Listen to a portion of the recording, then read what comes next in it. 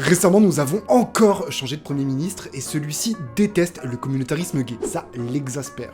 Ah. Du coup, je me suis dit, mais pourquoi ne pas proposer un film totalement communautaire? Un road trip avec des drag queens en quête de l'homme parfait, l'homme qui ne les trahirait jamais, un homme qui ne serait donc pas notre Premier ministre. Le film en question, c'est Day of the Pentecost, sorti en 1995. Pour le présenter juste en quelques mots, c'est un long métrage en noir et blanc, sorti totalement en indépendant et réalisé par Laurence Albert. Le film est un hommage au film de Ruth Meyer, comme Faster Pussycat Kill Kill, et il met en scène 3 drag queens qui quittent Los Angeles, mais malheureusement, elles tombent en panne dans une petite ville et doivent affronter un garagiste homophobe et refoulé incarné par Alexis Arquette. Et c'est le tout premier long métrage de Laurence Albert qui avant était plutôt connu comme directeur de la photographie. Et plus tard il sera surtout connu pour avoir participé à un documentaire sur l'artiste Björk. Day of Pentecost, il fait partie du mouvement New Queer Cinema. C'est un mouvement qui a débuté au début des années 90, juste après la crise du sida, et où des cinéastes indépendants commencent à produire des films aux thématiques queer et hors des studios. Day of Pentecost, ce n'est pas trouvable au rayon road movie